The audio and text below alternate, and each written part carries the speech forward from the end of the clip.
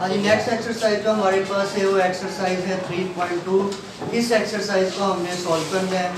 3.2 exercise में question जो है वो डायरेक्टली प्रोपोर्शन और इन्वर्सली प्रोपोर्शन से हैं। उसके लिए सबसे पहले आपको डायरेक्टली का पता होना चाहिए कि डायरेक्टली प्रोपोर्शन क्या होगा। ठीक है, तो अब इसमें डायरेक्टली प्रोपोर्शन सबसे पहले देखते हैं। डायरेक्टली प्रोपोर्शन, इसकी डेफिनेशन आपको आनी चाहिए कि डायरेक्टली प्रोपोर्शन होगा क्या। ऐसा रिलेशन जिसमें एक वैल्यू के बढ़ने से दूसरी वैल्यू भी बढ़ती रहे, उसे हम डायरेक्टली प्रोपोर्शन कहते हैं।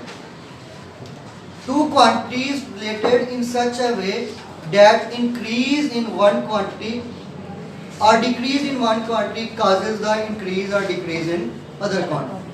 एक क्वांटिटी के बढ़ने और कम होने से दूसरी क्वांटिटी भी उसी तरह बढ़ेगी या कम होगी, तो उसे हम कहेंगे वो क्या है, डायरेक्ट प्रोपोर्शन। क्लियर? अब आएगा इसके बाद इनवर्स प्रोपोर्शन। इनवर्स प्रोपोर्शन होता है कि अगर एक वैल्यू बढ़ रही है उसी के लिहाज से दूसरी वैल्यू अगर कम हो रही है, एक वैल्यू के बढ़ने से दूसरी वैल्यू कम हो जाती है, तो उसे हम कहेंगे वो इनवर्सली प्रोपोर्शन है। अब इसको हमने रिप्रेजेंट कैसे करने में, डायरेक्टली प्रोपोर्शन और इनवर्सली प्रोपोर्शन। डायरेक्टली प्रोपोर्शन को हम रिप्रेजेंट करते हैं, फॉर एग्जांपल एक वैल्यू x है, फर्स्ट वैल्यू फर्स्ट क्वांटिटी है, एक वैल्यू y जो है इसे हम कह देते हैं ये सेकंड क्वांटिटी। इसको हम डायरेक्टली प्रोपोर्शनल में लिखते हैं, तो वैल्यू क्या होगी, x प्रोपोर्शनल y। सिंपल लिख दिया इसे, x प्रोपोर्शनल y हो गया। लेकिन अगर हम इसे इनवर्सली में लिखते हैं तो x तो सेम आएगा, जैसे डायरेक्टली में लिखा x सेम आएगा, प्रोपोर्शनल भी सेम आएगा, y जो है ये इनवर्सली में चेंज होगा, मीन इसे हमने 1/y में राइट करना है। क्लियर है यहाँ तक? इसे हमने राइट किया 1/y की फॉर्म में। अब इससे नेक्स्ट स्टेप जो हमने करने हैं वो हमने प्रोपोर्शन खत्म करना है। प्रोपोर्शन को जब हमने खत्म करना है तो उसकी जगह पे हमने एक कांस्टेंट लगाना है। वो कांस्टेंट जो हमने इस एक्सरसाइज में लगाने हैं वो k होगा। इसमें जो कांस्टेंट हमने ऐड करने हैं वो क्या होगा, k होगा। और प्रोपोर्शनल की जगह पे एक तो कांस्टेंट आएगा, दूसरी वैल्यू जो होगी वो उसके साथ हमने इक्वल लगाना। प्रोपोर्शन अगर आपने खत्म करना है तो उसकी जगह पे एक आपने इक्वल लगाना है एंड k लगाना। ये दो वैल्यूज इसमें हमने ऐड करनी है जब इसे सॉल्व करेंगे। मैं डायरेक्टली प्रोपोर्शन का अगर हम रिलेशन बनाएंगे तो ये वैल्यू बनेगी x is equal to k over इस फॉर्म से। अगर इनवर्सली प्रोपोर्शन को सॉल्व करेंगे तो उससे वैल्यू बनेगी x is equal to k, ये वाली value, y same and y। Further solve करेंगे, ये k जो है इस साइड पे मल्टीपल हो रहा है तो ऊपर वाली वैल्यू से मल्टीपल होगा, तो x is equal to k over y।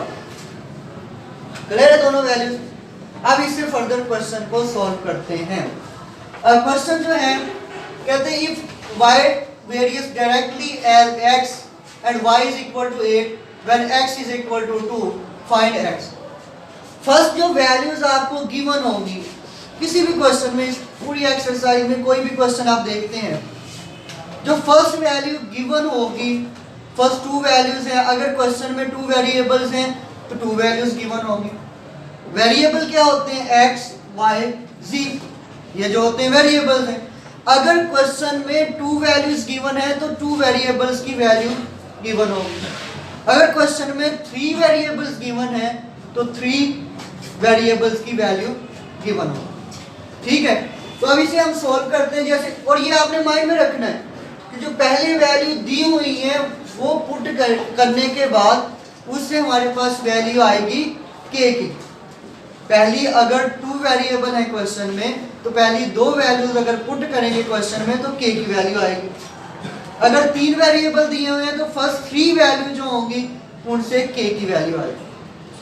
उन वैल्यूज को, ऐसी वैल्यू जो हमने पुट कर दी है, उन वैल्यूज को दोबारा यूज नहीं करना। अगर फर्दर वैल्यूज गिवन होंगी तो वो हम फाइंड आउट करेंगे, वो पुट करेंगे उसमें और क्वेश्चन को सॉल्व करेंगे।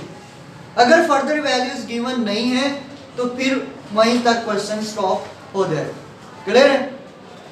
अब इससे नेक्स्ट हम सॉल्व करते हैं। जैसे ये था x, कहते हैं एक रिलेशन है, डायरेक्टली रिलेशन है किसके दरमियान, y और x के दरमियान। y varies directly as x, तो ये क्वेश्चन बनेगा यहां से y is directly proportional to x।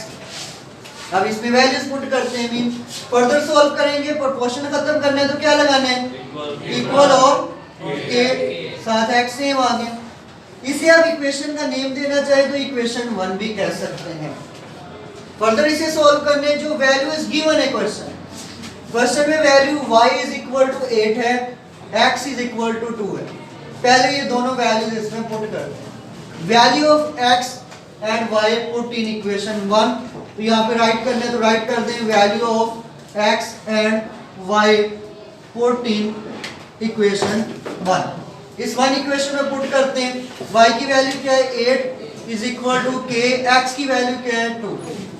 Further value solve करेंगे 8 is equal to 2, k find out करने, 2 मल्टीपल हो रहा है दूसरी तरफ, डिवाइड तो 8 over 2, k is equal to 2 for the. Clear है यहाँ तक? ये हमारे पास k की वैल्यू आई है और ये हाफ क्वेश्चन सॉल्व है, कंप्लीट क्वेश्चन सॉल्व नहीं हुआ। ये तो फर्स्ट 2 वैल्यू जो गिवन थी उससे हमने k की वैल्यू फाइंड आउट की है। k की वैल्यू फाइंड आउट करने के बाद अब हमने फर्दर कंडीशन देखनी है।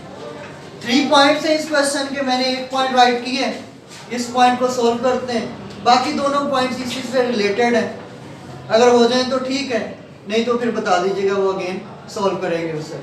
अब इन वैल्यूज को देखते हैं। x where y is equal to 28। अब रिलेशन वही है हमारे पास। अब y, इसी रिलेशन को इक्वेशन 1 को यूज करना है। इक्वेशन 1 है y is equal to k x।